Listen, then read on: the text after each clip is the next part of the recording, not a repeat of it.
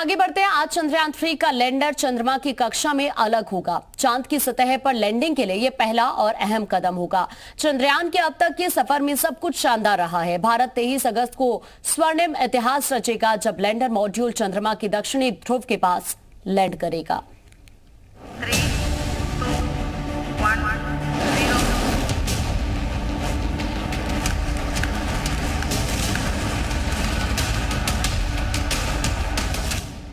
Mission Chandrayaan 3 के लिए आज का दिन बेहद खास है। आज चंद्रयान 3 का लैंडर मॉड्यूल चंद्रमा की सतह पर जाने के लिए अपनी प्रक्रिया शुरू कर देगा। चंद्रयान 3 का इंटीग्रेटेड मॉड्यूल 2 हिस्सों में बटेगा, जिसमें प्रोपल्शन मॉड्यूल को लैंडर मॉड्यूल से अलग किया जाएगा। चंद्रमा के 5वें एलिप्टिकल ऑर्बिट में चंद्रयान का प्रोपल्शन मॉड्यूल और लैंडर मॉड्यूल अलग हो जाएगा। लैंडर मॉड्यूल को ही चंद्रमा पर उतरना है। चंद्रयान 3 के लैंडर से अलग होने के बाद प्रोपल्शन मॉड्यूल चंद्रमा के चक्कर लगाता रहेगा।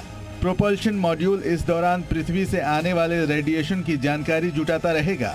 चंद्रयान 3 का लैंडर इसके बाद चंद्रमा पर सॉफ्ट लैंडिंग के लिए चंद्रमा की सतह से अपनी दूरी लगातार कम करता रहेगा।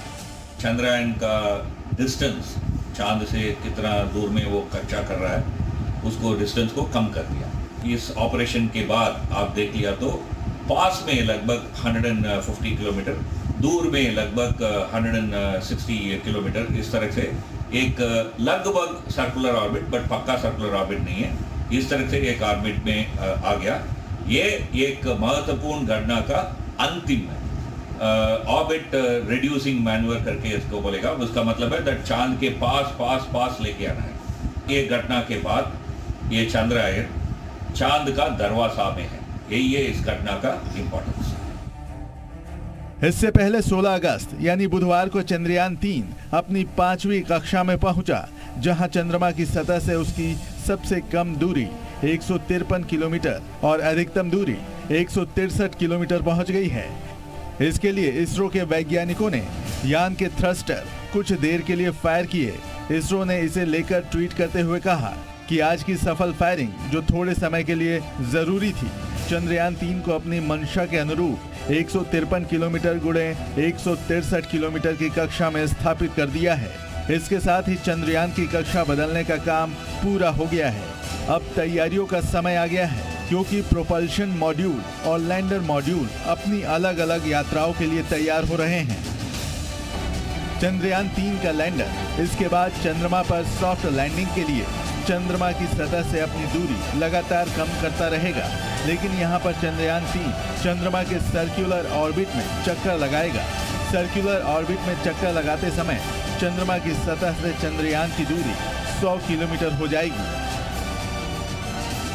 चंद्रयान 3 की इस यात्रा को सारा विश्व इसलिए भी देख रहा है कि बहुत सारे फॉर द फर्स्ट टाइम हमारे निष्कर्ष निकलने वाले हैं। चंद्रयान 1 था जिसने चंद्रमा की धरती पर पानी अथवा जल की उपस्थिति क्या प्रमाण लाया था, जो कि अमेरिकन स्पेस मिशन अभी तक नहीं ला पाए थे। हालांकि नील आर्मस्ट्रांग वहाँ पे जाके लैंड भी हुए थे स्वयं व्यक्तिगत तौर पर। दूसरा, चंद्रयान 3 चूँकि साउथ पोल पर लैंड होने वाला है, जहाँ पर छोटे छोटे क्रेटर्स ऐसे लगता है कि पाए जाते हैं पानी के, तो हो सकता है कि वहाँ प्रयोग करना और अधिक संभव हो। तो पानी का अस्तित्व, ऑक्सीजन का अस्तित्व और साथ ही साथ उसके साथ हाइड्रोजन का अस्तित्व, ये कहीं ना कहीं मानव जीवन की संभावना के साथ जुड़ता है, प्रत्यक्ष अथवा अप्रत्यक्ष रूप से।